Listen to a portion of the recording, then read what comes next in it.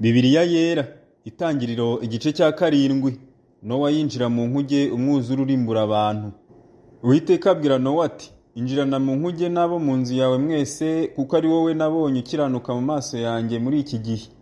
Mu matungo yose no mu nyamaswa zose zitazira ujyanemo 7 ibigabo n'ibigore, no mu nyamaswa zizira ujyanemo 2 ingabo n'ingore, no mu nyoni n'ibisiga byo mu kirere ujyanemo 7 ibigabo n'ibigore, kugira ngo urubyaro rwabyo ruzororoke rube mu isi yose. Kuko iminsi 7 nishira nzashyanisha imvura mu isi, iminsi 40 ku manywa na nijoro, nkarimbura ibifite ubugingo naremye byose, nkabitsemba mu isi. Nowa akora byose uko Uwiteka yabimutegetse. Ubwo umwuzure w'amazi wabaga mu isi, Nowa yari amaze imyaka 600 avutse. Nowa yinjirana muri iyo nkuge n'abana be n'umugore we n'abakazana be ngo aticwa n'amazi y'umwuzure.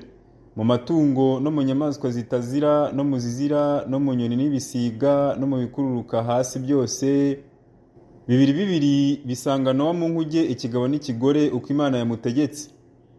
Maze iyo minsi 7 ishize, amazi y'umwuzure asandara mu isi. Mu mwaka 600 w'ubukuru bwa Nowa, mu kwezi kwa 2 ku munsi wako wa 17, amasoko y'ikuzimu yose arazibuka, imigomero yo mu ijuru yose iragomororwa. Imvura imara iminsi 40 igwa mu isi ku manywa na nijoro. Kuri uwo munsi Nowa yinjirana muri ya nkuge na Shemu na Hamu na Yafeti, abana be n'umugore we n'abakazana be uko ari 3. Binjiranamo n'inyamaswa zose nk'uko amoko yazo ari, n'amatungo yose nk'uko amoko yayo ari, n'ibikururuka hasi byose nk'uko amoko yabyo ari, n'ibisiga byose nk'uko amoko yabyo ari, n'inyoni zose n'ibifite amababa byose. Ibyinjiye byari ikigabo n'ikigore byo mu bifite umubiri byose, uko Imana yamutegetse. Uwiteka amukingiraniramo. Umwuzure umara iminsi 40, amazi aragwira aterura ya nkuge, ishyirwa hejuru y'isi. Amazi arakwira cyane, arushaho kugwira cyane mu isi, ya nkuge ireremba ku mazi. Amazi arushaho kugwira cyane mu isi, imisozi miremire yose yo mu isi y'ijuru ryose irarengerwa. Amazi agera mu kirere hejuru nka mikono 15, imisozi irarengerwa.